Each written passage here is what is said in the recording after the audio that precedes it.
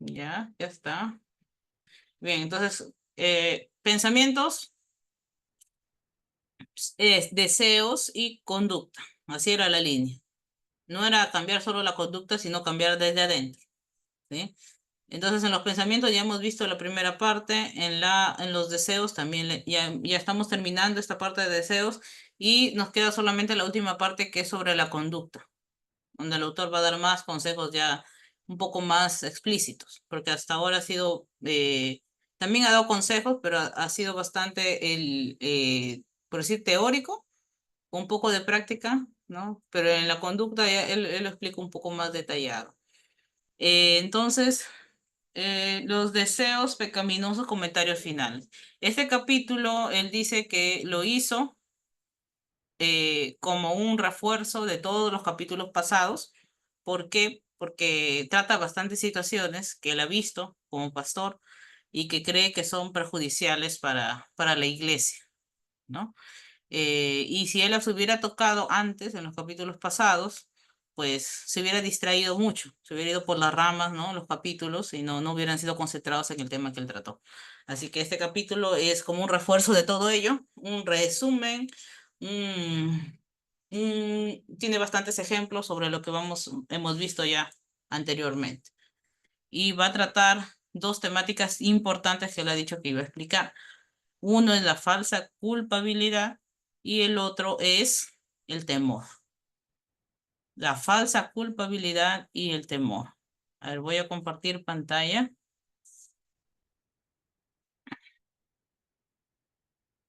A ver, déjeme probar esta opción. ¿Se puede?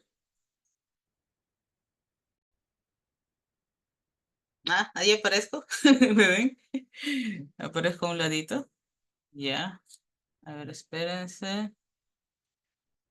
Aquí está. A ver si aún tengo membresía. Si me permite presentar. Visualizar. Se permite.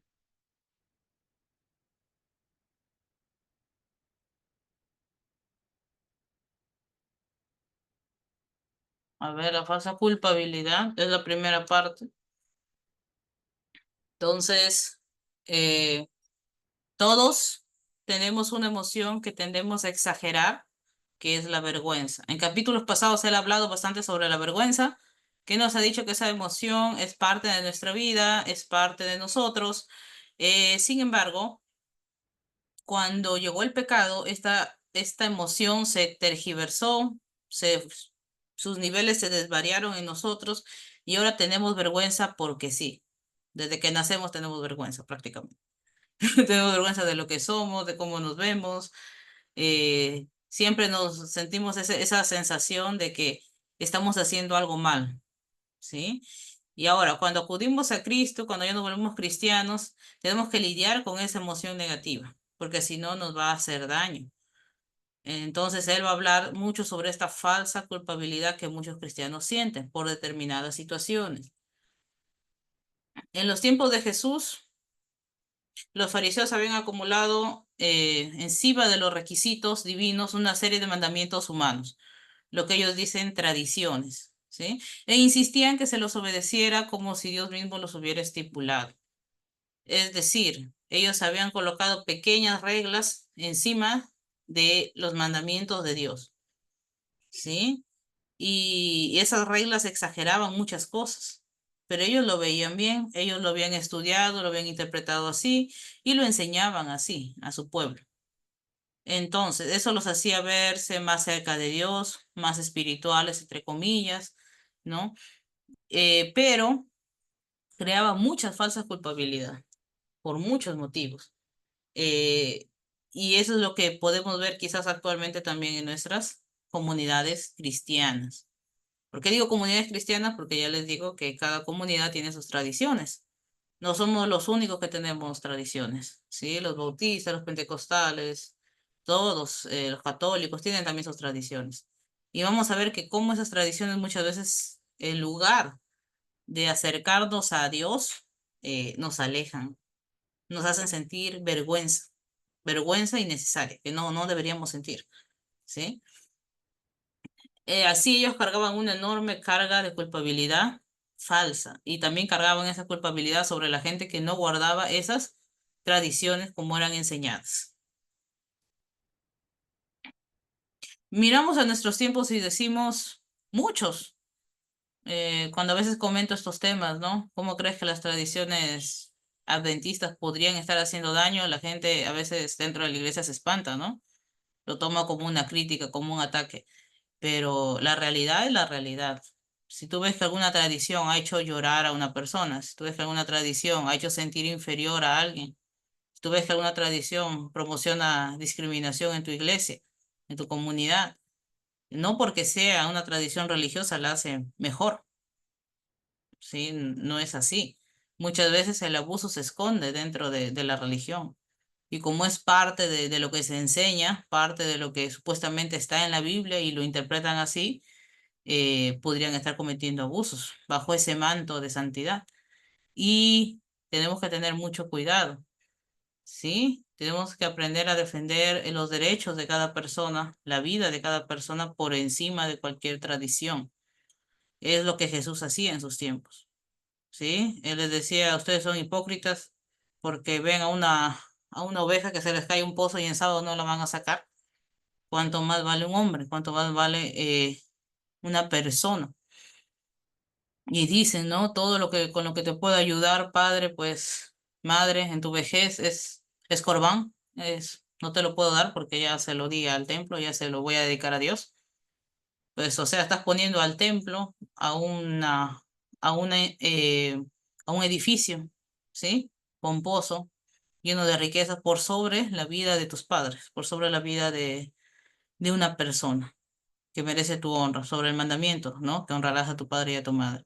Le están poniendo tradiciones por encima de la vida de la gente y eso hace mucho, mucho daño, ¿sí? Entonces, miramos a nosotros y tenemos que tener una mirada bastante crítica, no en el sentido de atacarnos, no en el sentido de decirnos, uy, ya estamos perdidos, me voy de la iglesia, no, sino en el sentido de que esto se puede mejorar y el cambio comienza conmigo mismo.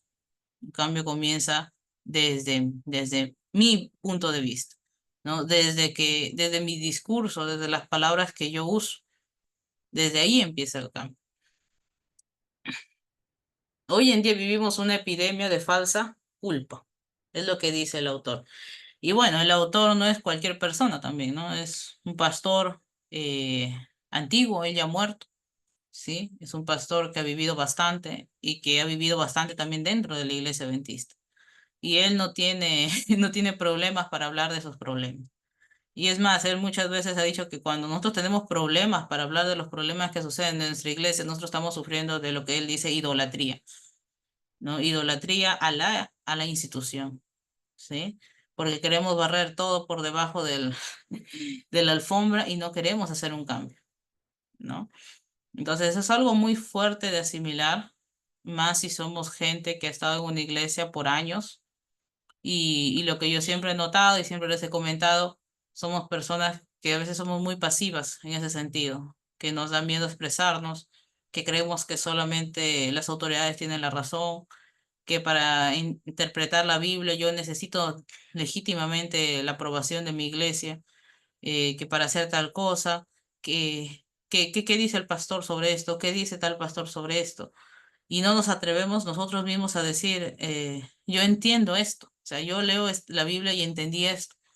No nos atrevemos a dejar que el Espíritu Santo haga su obra. No confiamos en el Espíritu Santo, confiamos en la interpretación, en la normativa que da una institución, que al final de los tiempos sigue siendo humana y que puede cometer errores. Eso tenemos que tenerlo bien en claro. Porque al final de los tiempos tú no vas a decir, Señor, Señor, tu iglesia me enseñó así, ¿no? Tus líderes religiosos me enseñaron así, ¿yo qué podía hacer? Podías hacer mucho, podías tomar decisiones por ti mismo, tenías libertad de hacerlo, pero no lo hiciste, ¿no? Entonces, a veces yo digo, ¿no? A veces muchos adventistas nos hemos vuelto en católicos pasivos, ¿no? Algo así, como que aceptamos todo, ya, bueno, así viene, ya, así nos quedamos, pues, ¿no? Y aceptamos los mismos discursos que a veces son dañinos, ¿sí? A veces pueden ser muy dañinos. Entonces, tenemos que mirar. qué es lo que estamos haciendo bien y seguir haciéndolo y qué es lo que estamos haciendo mal para buscar una alternativa, ¿no? Entonces, el autor te recomienda este libro. Yo lo tengo, si alguien lo quiere, ahí me lo pide. The Gospel versus Legalism, el Evangelio y el legalismo, ¿sí? Versus el legalismo. Quien quiera lo puede leer. Los fariseos modernos. La condena que emiten los fariseos modernos es una causa primordial de culpabilidad imaginaria. Ahora, antes de empezar un poco a hablar sobre lo que produce la culpa, eh, yo quisiera decirles que es muy malo sentir culpa innecesaria porque nos daña psicológicamente, nos daña emocionalmente. Hay gente que cree que ser cristianos es estar pensando siempre que estoy pecando y sintiéndome culpable todo el tiempo porque así estoy más cerca de Jesús. Eh, y no es así.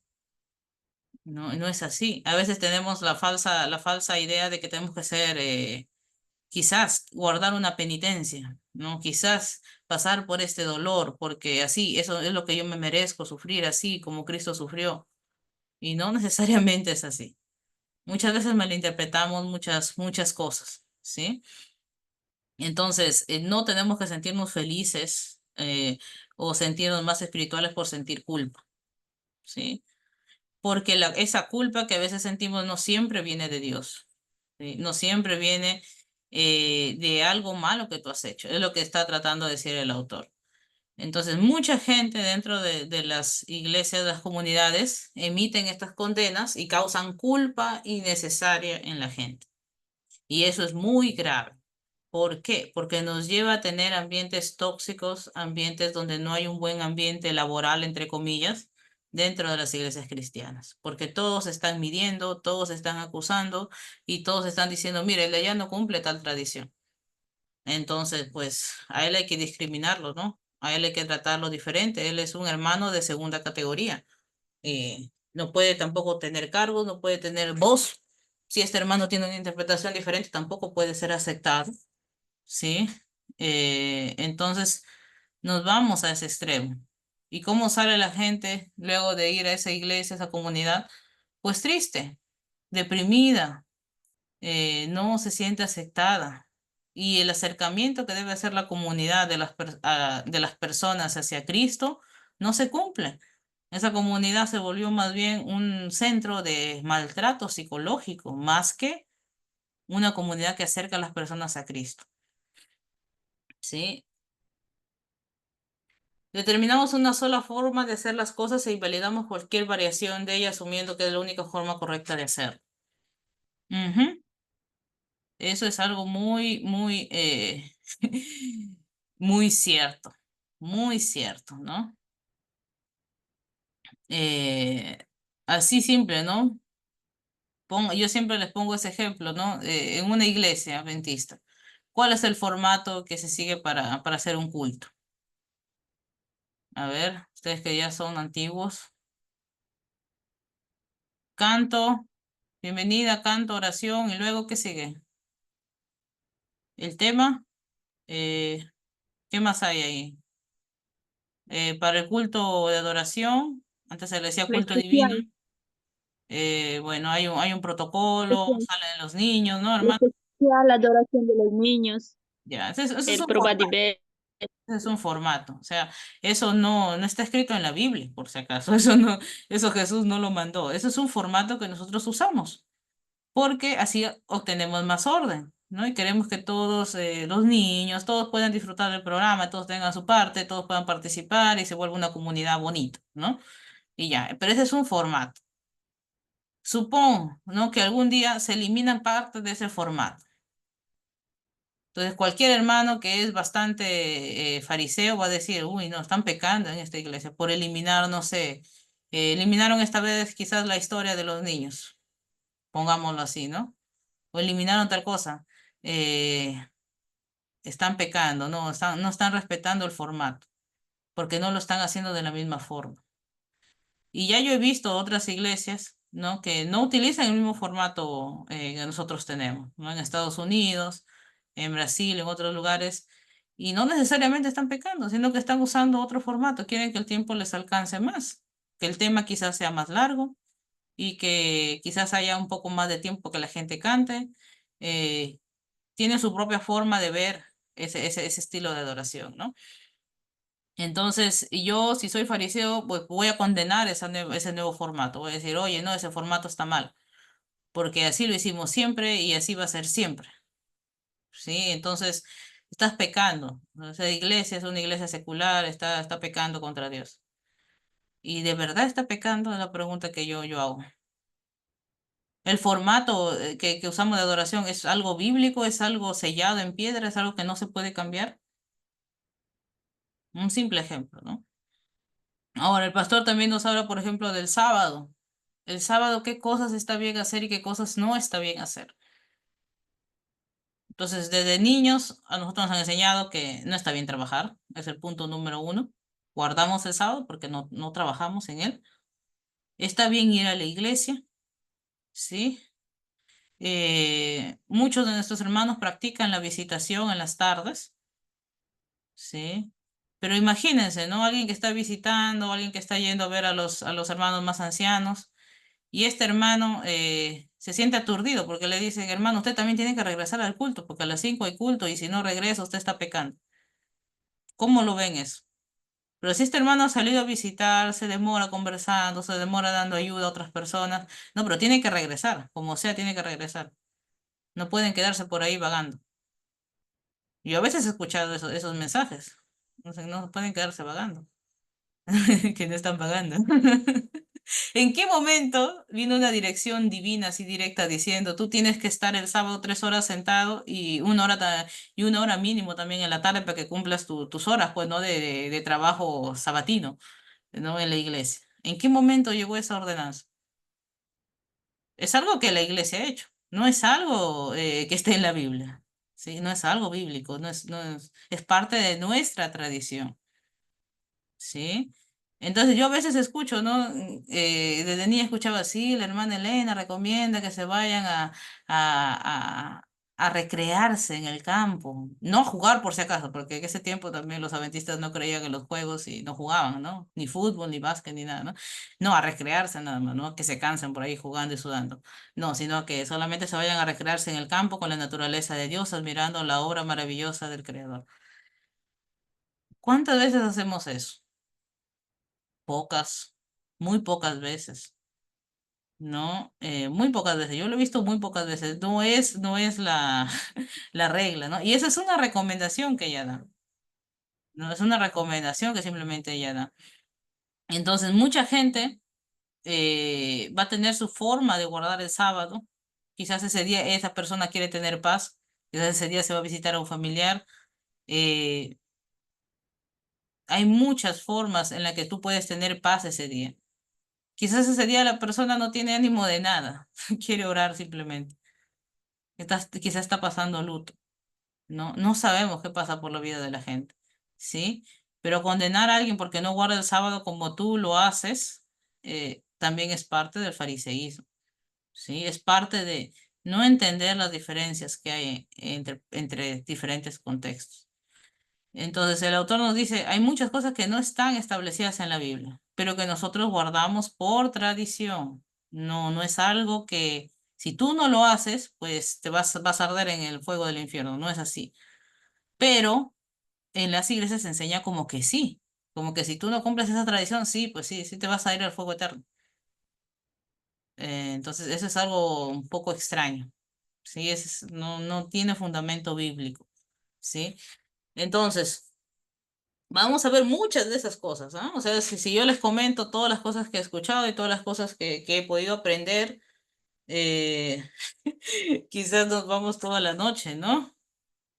Vamos, por ejemplo, con otro ejemplo, ¿no? Porque yo ahora ya ando un poco preguntándome todo. O sea, cualquier tradición que venga a mi mente me pregunto, ¿y por qué hago esto? La tradición de lavamiento de pies antes de la cena. Ahí vamos con esa tradición. Se la conocen muy bien. ¿De dónde sale esa tradición? Sí, Jesús lavó los pies a los discípulos, ¿no? Pero Jesús lava de todos los pies, no lavó solo de uno. Lava de todos los pies y les dice, ¿no? Que hagan, que esa era su forma, ¿no? De él demostrar humildad. Y, y él los amaba a todos los discípulos, ¿sí? Ahora, cuando dice, ¿no? Partir mi cuerpo, beber el vino, ¿no? Que es mi sangre, ¿no?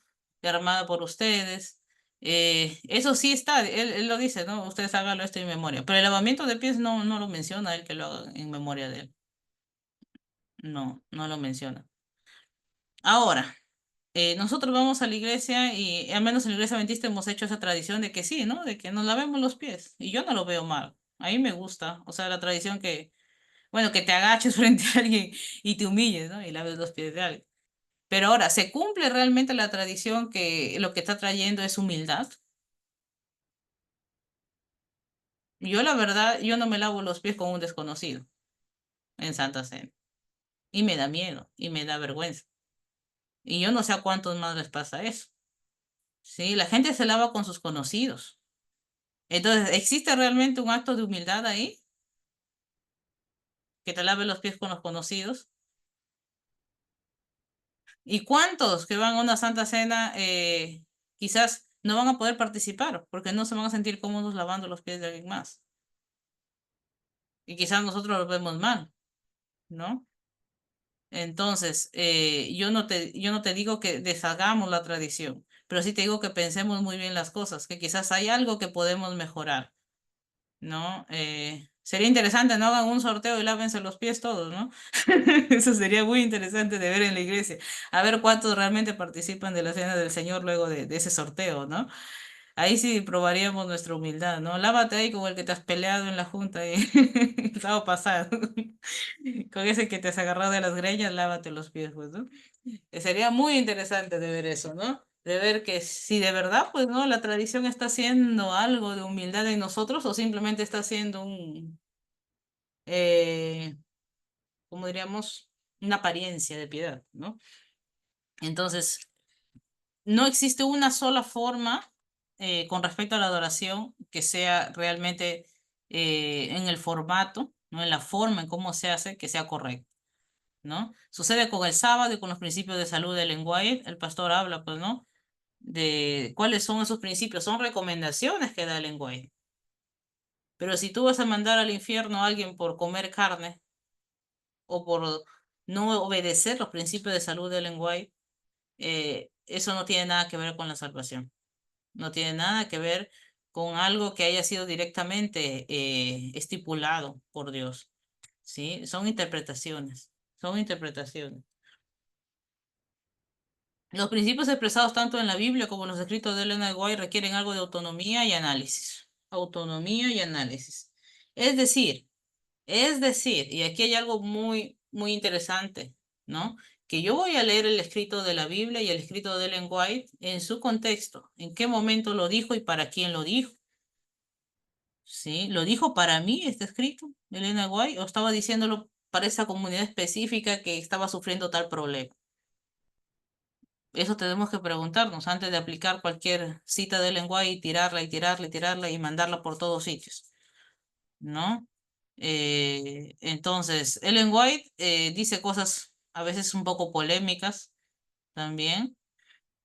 Ellen White, por ejemplo, en el conflicto de los siglos utiliza un lenguaje bastante, yo diría, agresivo en contra de los católicos, en contra del romanismo, del papismo.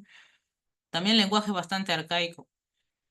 Que muchas veces yo siento que no es tanto para evangelizar el conflicto de los siglos. Yo siento que sirve como una base para profecías, pero no tanto como para que te vayas a tu hermano católico y le digas, hermanito, leas esto, donde dice que, dice que su iglesia es tremendamente mala. No creo que sea así. Entonces, tenemos que tener mucho cuidado. La Biblia también, la Biblia también, la Biblia tiene bastante contextos que a veces no logramos entenderlos. Yo no logro entender cómo es que hay citas en la Biblia donde Dios parece que está muy molesto con su pueblo y parece que los va a desaparecer y en otras citas Él dice, yo tengo mucha misericordia de ustedes, ¿no? Y hay citas donde Él habla del celo, ¿no? Esta persona tuvo celo, celo por Dios, ¿no? y los felicita, quizás por matar a otra persona. Y no me encaja, porque luego Jesús dice, yo no he venido a traer condenación, y, y cuando estos dos discípulos le dicen, hoy vamos a mandar que caiga fuego, ¿no? Sobre esta ciudad que nos ha despreciado. No, no, ese no es el espíritu que yo traigo. Pero antes, pero antes Dios parece que sí está molesto. Entonces, hay muchas cosas que son contextuales, hay muchas cosas que hay para analizar, ¿sí? Entonces, yo no puedo agarrar el Antiguo Testamento y tirárselo a la gente. Mira, mira esta ley, mira esta ley. Dios dice esto así, así, así, así. Dios dice que si te comes el cerdo, pues ya estás perdido. Dios dice que si esto, todas esas son tradiciones que nosotros como adventistas hemos filtrado, porque nadie aquí en la iglesia adventista es netamente judío, para que me diga que guarda toda la tradición, toda la ley de Moisés al pie de la letra. Nadie, nadie. No somos judíos, los judíos se espantarían de vernos intentando ser judíos, pues, ¿no? Entonces, a lo que voy, son tradiciones que hemos filtrado según nuestra interpretación, según nuestro estudio bíblico, ¿sí? Y hay muchas cosas que no las vamos a encontrar en la Biblia, tienen un sustento, pero no son mandamientos, no están al nivel de mandamientos divinos, ¿sí? Entonces, tenemos que tener cuidado con la Biblia, cómo se usa y también con los escritos de Ellen White, ¿sí? Yo tengo mucho cuidado con eso. Al menos cuando hablo intento que más sea Biblia que otra que Ellen White, sí, porque entiendo que no toda la gente va a aceptar a Ellen White y tampoco necesito que toda la gente la acepte, porque para la salvación solamente falta que estas personas acepten a Cristo, sí. Y ella misma lo dice, ¿no? Estén en los púlpitos, no hablen tanto de mí, hablen de Cristo. Es algo muy bonito que ella dice, pues, ¿no? Sean cristocéntricos, vayan a la Biblia, dice ella, ¿no? Entonces, no solo acusamos a otros, sino a nosotros mismos. Entonces, nosotros venimos de una tradición cristiana, adventista.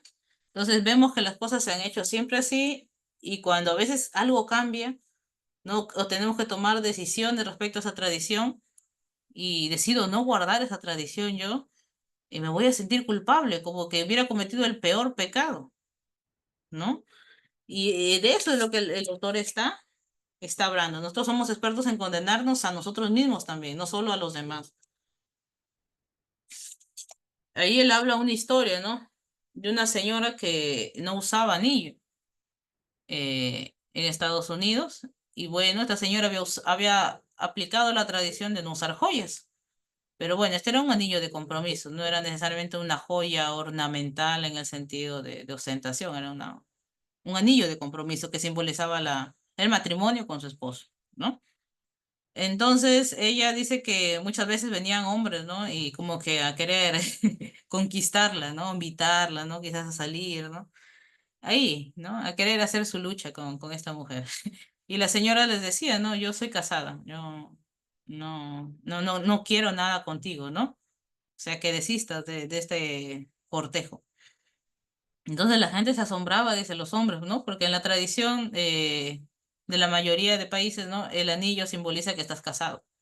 Eso es lo que simboliza el anillo, ¿no? Entonces ella dice que, bueno, ya, nunca me ha nunca me ha gustado usar joyas, dice ella, ¿no? Pero bueno, lo voy a usar para que ya, al menos ya me evito estas situaciones un poco incómodas, pues, para no pasar como que soy una promiscua, ¿no? Entonces me quito el anillo para quizás tener una aventura con alguien, ¿no? Ya, entonces se puso el anillo, ¿sí? Se puso el anillo. Y dice que, pero dice que se la pasó muy mal poniéndose el anillo, porque luego sintió como que Dios, dice, le estuviese hablando y condenándola, ¿sí? Y mirándola y diciéndole que se lo quitara, como que lo estuviera traicionando a Dios grandemente. Y ella se deprimía por esa situación, no se sentía bien usando el anillo. Entonces ella le atribuye esa voz de culpa a Dios. Dice, Dios es el que está diciendo eso. Ahora, ¿será que Dios está diciendo eso o será que son años de tradición que tú has guardado y que has considerado sagrada, que tú has considerado santa, que es que la conciencia te dice eso? No necesariamente Dios. O sea, son años de años que tú has guardado esa tradición y que de un día al otro lo rompas, pues crea una disonancia cognitiva en tu cerebro, ¿no?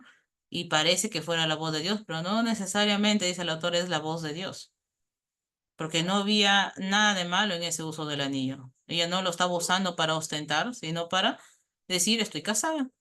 Simplemente esa era la función de ese anillo, ¿no? Entonces, él dice, este es un ejemplo de falsa culpabilidad. Era como si Dios me estuviese hablando, dice, condenándome y diciéndome que me lo quitara, dijo ella. Tendemos a pensar que nuestra conciencia es el punto de la mente donde Dios nos toca cuando estamos haciendo algo malo con el fin de que nos sintamos culpables. La culpa es un tipo de vergüenza, ¿sí? ¿Será que Dios coloca esa vergüenza en nosotros? Esa es la pregunta que tenemos que hacernos. ¿Será que esa es la voz de Dios? ¿Será que Dios quiere vernos sintiéndonos culpables?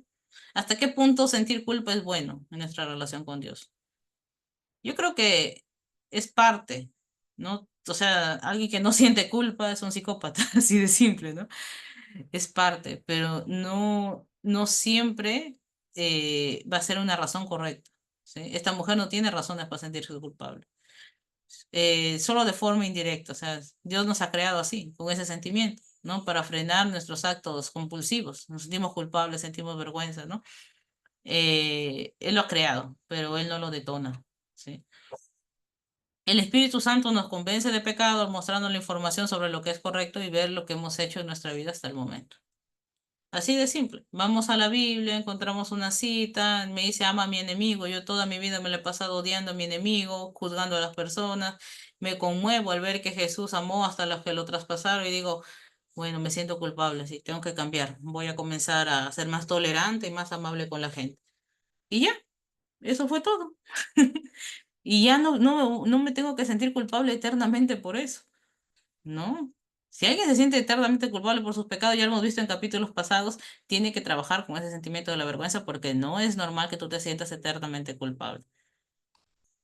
Entonces Dios no quiere que nosotros nos los pasemos amargados, llorando, diciendo por mi culpa, por mi culpa, por mi gran culpa. No, no es esa la voluntad de Dios para el cristiano.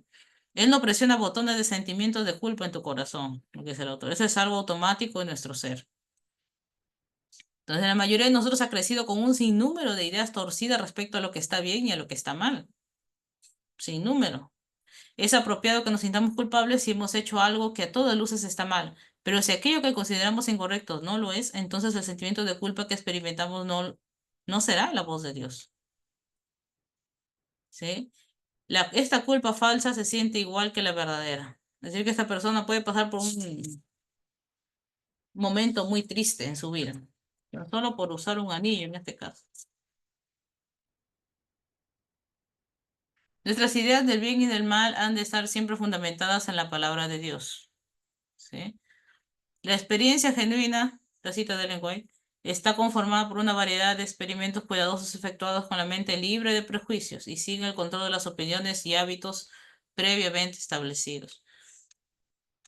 ¿Qué entendieron por esta cita, hermanos? Antes que se duerman. Estoy despiertito. A ver, Elías, ¿qué entiendes por esta cita? Libre de prejuicios y sin el control de las opiniones y hábitos previamente establecidos. Nosotros somos influenciables, Carolina, y desde que hemos nacido, todo tipo de influencia nos ha formado. Ujú, Entonces, hay que pedirle a Dios que saque eso, porque desde que tienes uso de razón, 3, 4 años, qué sé yo, estás siendo influenciado, para bien o para mal. Y eso ujú, tenemos que sacar lo incorrecto, porque hay cosas incorrectas que son parte de nuestra vida, y eso es parte de un proceso, Dios le llama santificación, donde Él va sacando lo incorrecto. ujú. Libre de prejuicios. A veces nosotros tendemos a leer la Biblia y decir, aquí no hay ninguna influencia. Sí hay influencia. Cada autor escribe como cree que está bien. Ustedes se van a Juan, Juan escribe de una manera más detallada, yo le digo hasta más romántica, más poética, explica un poco más sobre Jesús, ¿no? Sobre cómo él era, le pone pensamientos, Jesús conocía qué había en el corazón del hombre, ¿no? Y le pone detallitos, es bastante detallista, o sea, es bonito leer el Evangelio de Juan en ese sentido artístico, ¿sí? Es muy artístico ese Evangelio. Se van a Lucas, es un poco más metódico, trata de contar todos los hechos desde el principio, narra también con bastante detalle, un poco más grande. Mateo ya se pasó de metódico, pero él le habla a una audiencia judía, él trata de ubicar la genealogía de Jesús, ¿sí? Ubica la genealogía de Jesús hasta David, ¿sí? Y dice, ¿no? Tratando de ubicar a Jesús como el hijo de David, ¿no? Una descendencia directa de David, que es el Mesías. Trata de comprobar eso para el pueblo judío. Y trata de comprobar también de que Jesús ha pasado por todo lo que ha pasado el pueblo judío. Él ha pasado por un bautismo, él ha pasado por 40 días en el desierto, así como el pueblo pasó 40 años, ¿no? Trata de decir, él también fue a Egipto, ¿no? Perseguido por Herodes, se fue para allá, también estuvo allá, halló asilo allá, así como el pueblo de Israel también había hallado asilo en Egipto cuando hubo hambre, ¿no? Entonces trata de hacer una paradoja completa de que Jesús prácticamente ha vivido todo lo mismo que ha vivido el pueblo de Israel, ¿no? Para decir que él es digno de recibir ese título de ser el Mesías, está hablando a una audiencia judía. Entonces cada uno de ellos tiene un sesgo a la hora de escribir, ¿sí? No están libres de ese sesgo. Y está bien. Y los unimos todos y nos encantan esos evangelios, ¿sí? Ahora, nosotros, a la hora de interpretar la Biblia, también tenemos sesgos, ¿sí? También tenemos sesgos, también tenemos prejuicios, ¿no? Entonces, en el caso de la hermana Elena, ella venía de un ambiente metodista y un ambiente también bastante conservador. Incluso en sus inicios ella no creía en el sábado, en que el sábado debería ponerse por encima de otros mandamientos, ¿no? Él ya tiene su propia forma de interpretar la Biblia, ¿sí? Entonces tú lo notas y es alguien que habla bastante sobre cómo es que debe actuar la fe en la gente, o sea, sobre el actuar, sobre las obras que vamos a producir. Sí, si yo pudiera resumir a Elena de White, es alguien que dice, no quiero cristianos hipócritas, quiero cristianos que actúen basados en el amor, ¿sí? Es algo que ella está diciendo, ¿no? Pero entonces, los primeros cristianos, primeros adventistas, también existen escritos, ¿no? Que hablan de que ellos apoyaron la abolición de la esclavitud, que ellos ayudaron a esclavos, ¿no? En Estados Unidos, negros, a salir de esa experiencia triste. Entonces, ellos actuaban, siempre fueron así, ¿no? Y Elena de White tuvo que dejar todas sus opiniones atrás, ¿no? Y tuvo que vivir una vida saludable según lo que Dios le mandaba en visiones, ¿no? Entonces, cada vez que nos acerquemos a la Biblia, cada vez que nos acerquemos a una interpretación teológica, sea adventista, sea de cualquier denominación, va a haber un sesgo, ¿sí? Ahora, tenemos que estar con la mente bien abierta. No vamos a terminar con el sesgo, con el prejuicio, no vamos a terminar con eso, ¿sí? Siempre va a estar ahí. Algún día Cristo nos va a revelar toda la verdad completa y nos va a quitar todas esas ataduras que tenemos todavía, ¿no? Esos prejuicios. Pero por ahora tratemos de limpiar lo más posible esas influencias, como dice Elías, ¿no? Lo más posible, tratar de leer la Biblia como si yo nunca lo hubiera leído. Soy una persona limpia, nunca lo he leído. Cuando yo lea así la Biblia, me voy a dar cuenta de cosas que antes no me había dado cuenta, porque antes yo las daba por hecho porque ya estaban dentro de mi interpretación adventista. Entonces, ¿cómo librarse de ella?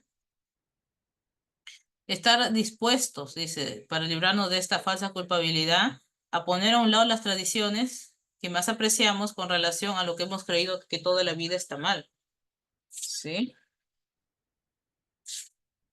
No siempre aceptar lo que otros dicen que está mal. Preguntarnos, ¿sí? El pastor dice que está mal, no sé, ver tal programa, ver tal película. Me pregunto, ¿de verdad está mal? Mm, voy a razonar un ratito en esto. ¿De verdad le hace tanto daño a la iglesia esta película? ¿De verdad? O sea, tenemos que hacer ese trabajo de preguntarnos, de usar el cerebro, ¿sí? Cuando la gente dentro de una comunidad cristiana no está usando su cerebro, se está volviendo una secta. Tengan cuidado, una secta controlada, que nadie tiene libre pensamiento.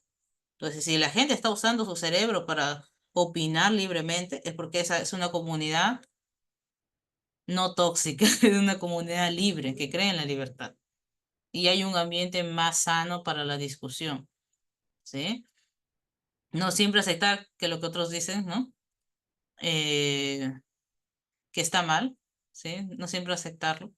Tener una búsqueda sincera y abierta sobre el tema que nos aqueja en la Biblia y en otros recursos.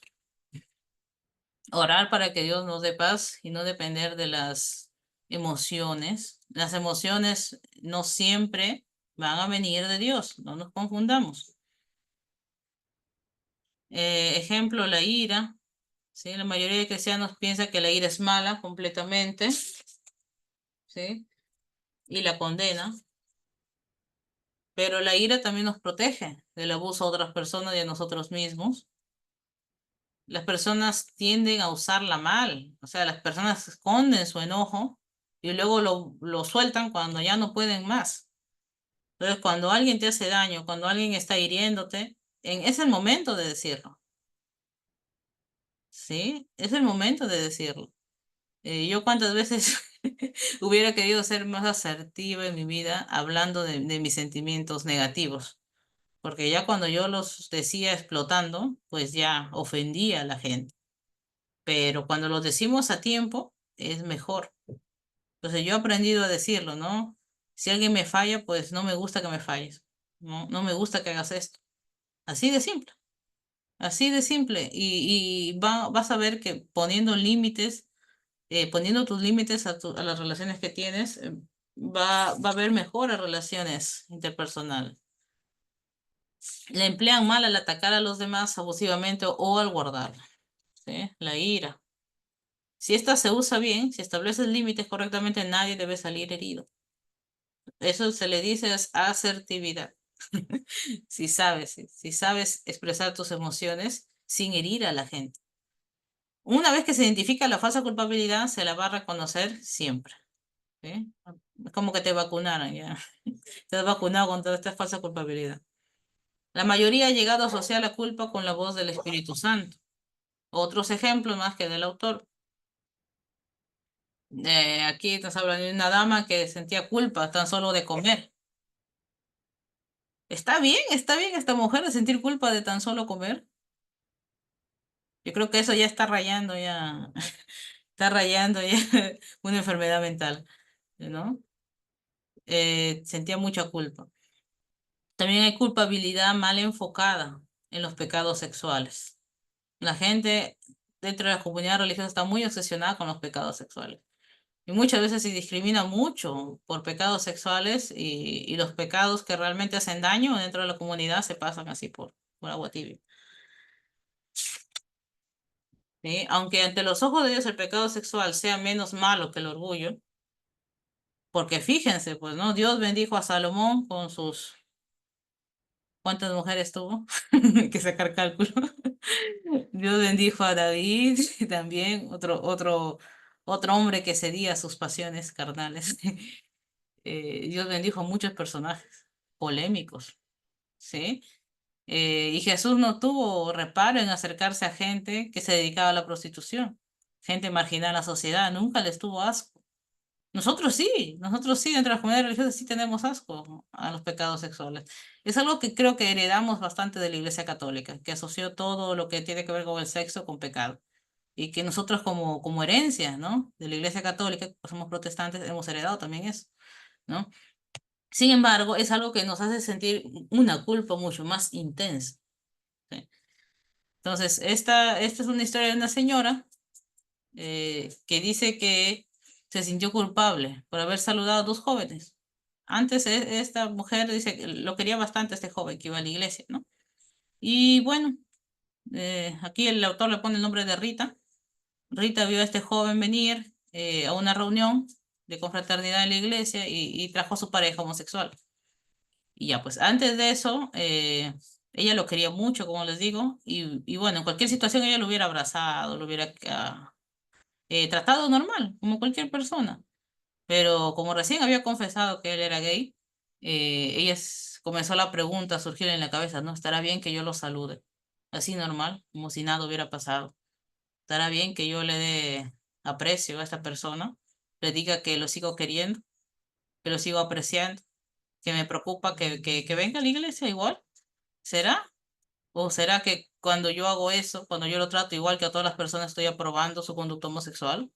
me estoy congraciando con él, estoy aprobando su pecado y por ende, eh, prácticamente esa persona se siente que ya está siendo homosexual por darle un abrazo a este homosexual, ¿no? Es eso lo que sienten muchas personas hoy en nuestras iglesias, que si, que si tienen un amigo homosexual, que si tienen alguna relación amical con ellos, primero, la gente me va a llamar de homosexual, la gente me va a llamar de promiscuo, o la gente también me va a asociar con ellos, la gente cree que yo estoy de acuerdo con ellos. Entonces, es toda esa tensión mental que surge, esa ansiedad mental que surge en la gente al relacionarse con personas eh, con estos pecados sexuales, les hace daño. Y por eso la gente ya tiende a no relacionarse con ellas. ¿No? Entonces, esta mujer lo saludó normal, dijo, bueno, no importa, lo saludo normal, pero al siguiente día empezó la culpa, y se sentía culpable, como si ella hubiera cometido el pecado. Y decía, pero lo saludé normal, y ¿qué significa eso? Dios está enojado conmigo por yo haberlo saludado normal, entonces, ¿qué debía hacer? Pues, ¿no? Tratarlos mal, como se lo merecen, como dice el Levítico, ¿no? Quizás apedrearlos, ¿no? No sé. Entonces, un montón de cosas pasaron por la mente de esta mujer y se sentía culpable. Entonces, esta culpabilidad que ella siente por simplemente haber saludado, haber sido amable con esta pareja homosexual, ¿es normal? ¿Viene de Dios esta culpabilidad? ¿Esta mujer estaba pecando por tratarlos bien? A ver, Elías creo que está escribiendo. Elías, juego, dice, en sábado no se apedrea. Elías, ya, seriedad, por favor. El sábado no se apedrea. Bien que a Jesús lo mataron el viernes, ¿eh? Pero por si acaso no lo matamos el sábado, dijeron las autoridades. Entonces, esta era una falsa culpabilidad. Ahora, hermanos, volviendo al tema, si alguno de ustedes se siente culpable siquiera de abrazar a alguien que ha fornicado, a alguien que ha cometido adulterio, de tratarlo bien a una persona homosexual, revisen bien sus valores, es lo único que les digo, revisen bien sus valores, porque por más que me diga no soy homofóbico, estás siendo homofóbico. Por más que me diga yo no discrimino, estás discriminando. Si tú no tratas con los mismos derechos a cualquier otra persona, y si tú tratas con diferencias a alguien, estás discriminando. Y acá yo no estoy metiendo en tela de juicio el tema si es pecado o no, porque si es pecado, porque es otra temática. Yo tengo el deber como cristiano de tratarlos con respeto y de más bien invitarlos a que sigan en la comunidad. Y si no es pecado, pues algún día ya me fregué, pues no, Dios me va a reclamar por haberlos tratado mal, ¿no? Si no era pecado. Entonces, esa es otra temática, si eso no es, ¿no? Y esa temática no la voy a tratar acá, ¿no? Pero en fin, sea cual fuere el caso, Dios nos ha llamado a tratar a la gente bien. Nos ha llamado a darles oportunidades, nos ha llamado a no elevar pecados por sobre otros, ¿sí? No elevar pecados sobre otros. Tengamos mucho cuidado, porque podemos estar ocasionando hay muchos suicidios de gente homosexual, porque se sienten demasiado culpables por la forma en cómo la gente los trata. Muchos suicidios, mucha gente que bota a sus hijos desde los 14 años, mucha gente que termina en la prostitución. La edad media de la comunidad LGBT en el Perú son 34 años. Es decir, que esa gente no puede vivir por sí sola, porque de plano no les dan trabajo, de plano mueren con alguna enfermedad. Entonces, lejos está lo que nos venden los estándares televisivos, de decir, oye, sí, son promiscuos, mira, se van por allá, eso. Lejos está eso. En el Perú, al menos en el Perú, la gente LGBT sufre y sufre mucha discriminación, ¿sí? Entonces, tú no vas a poder cambiarlos, tú no vas a poder decirles, aunque les digas, oye, ya cambia, oye, ya esto de acá. ¿Tratas así a los demás? ¿Tratas también así a los orgullosos? ¿Los tratas también así? ¿Los humillas en las iglesias? ¿Tratas así también a los avaros en las iglesias? No, ni te preocupan esos pecados, cuando esos pecados sí hacen bastante daño. Pero al homosexual sí que le caiga toda la piedra, pues, ¿no? Entonces, tengamos cuidado, porque esas son cosas, como dice el pastor, que lejos están de la preocupación de Dios. ¿sí? No le preocupa tanto los pecados sexuales. Y en otra sesión vamos a quizás hablemos un poco más sobre eso, ¿no? De que la preocupación bíblica, la preocupación que tiene Jesús por la gente es por la gente vulnerable en esta tierra. Entonces, hoy en día Jesús también se preocuparía por los homosexuales, sea que ellos lo acepten como Salvador o no. Entonces, es algo muy fuerte de aceptar. Y es lo que nos dice el autor, ¿no? Que él dice que esto es una falsa culpabilidad. Sí, me sentí deprimida, dice Rita. Me tomó casi todo el día analizar por qué. Finalmente llegué a la conclusión de que mi depresión se debió a una profunda sensación de vergüenza por haber recibido a estos jóvenes en una reunión de la iglesia. Y dice, sentí que al darle la bienvenida estaba probando su estilo de vida. Entonces el autor hace este párrafo que yo creo que deben subrayarlo, hermano, deben subrayarlo. Subrayen este párrafo porque es muy bueno. Muestra de fariseísmo. No querer saludar a pecadores. No vaya a ser que aprobemos su estilo de vida. Hay otros que van más allá, pues no vaya a ser que se me pegue la homosexualidad. Antes me sorprendía que los fariseos condenaran a Jesús por comer con los cobradores de impuestos y los pecadores. La historia de Rita me ayuda a entender la razón de lo anterior. A causa de la vergüenza mal enfocada, de una falsa culpabilidad, la actitud de los fariseos sobrevive en la comunidad cristiana de hoy, incluyendo a los adventistas, incluyéndonos. ¿Sí? No nos salvamos de ser discriminadores, hermanos. Entonces es importante identificar la culpa falsa. Si no, esto nos va a llevar a discriminar a las personas con las que Cristo murió. Cuando nos libremos de esta falsa culpabilidad, podremos avanzar en nuestra recuperación de otras adicciones. El temor, ¿sí? Esto es lo que él va a volver a repasar, que el adicto tiene bastante temor de no volver a obtener su objetivo, y una vez que vuelve a caer en esa conducta, vuelve a sentir vergüenza. Es un círculo vicioso. El adicto, cuando cae, el temor y la vergüenza lo golpean fuertemente. Estas emociones, lejos de ayudarlo, lo dejan de dejar su adicción, lo llevará de nuevo a esa adicción. Y se enfrentan a un ciclo sin fin. Caen en la adicción, tienen vergüenza, temor, y esa vergüenza y temor los obliga a volver a caer en esa adicción. Así están. Hay formas de tratar con estas emociones, ¿sí? Una, él nos recomienda conseguir el libro de los 12 pasos, que es el libro que utilizan los alcohólicos anónimos y los adictos hasta ahora. ¿Sí? Un viaje espiritual, así se llama el libro. Aplicar cada principio y ejercicio de forma consciente. Hablar de nuestros temores y vergüenzas en un grupo de apoyo. También habíamos hablado sobre el grupo de apoyo en temas pasados o con un mentor. ¿Sí? Pidiéndole ayuda a Dios. No vamos a excluir de este proceso a Dios. ¿Sí? Siendo honestos y humillándonos. Alabar a Dios por cada victoria por la que vamos a conseguir. Ya hemos hablado de eso en los capítulos pasados, que yo tengo que tener fe y alabar a Dios. Aunque la victoria aún no haya llegado, yo ya soy victorioso. ¿Sí? Y bueno, ahí terminaría el tema de hoy. ¿Sí? Tema de hoy. Entonces, a ver, les dejo de compartir. Hermanos, espero sus impresiones, qué piensan del tema. ¿Se han sentido identificados? ¿Se han sentido muy Sí, fariseos o creen que yo estoy ya exagerando, que el autor exagera con lo que dice? me he sentido identificado. Ya. ¿Puedo opinar? Sí, habla. Ya está bien. Mira, hay cosas, Carolina, que has dicho por las que realmente me gustaría llevarte a que te escuchen muchos pastores, como para que se den un buen lavado de cabeza. Pero hay otras cosas también que has dicho que me gustaría Yo llevarte a la pensé que junta. para que me entregues. ¿Eh? Escucha, pues, escucha. Sí, Hay sí, unas sí. cosas que has dicho por las que quisiera llevarte a algunos pastores que te escuchen, porque me gustaría que dieran como que un lavadito de cabeza, ¿no?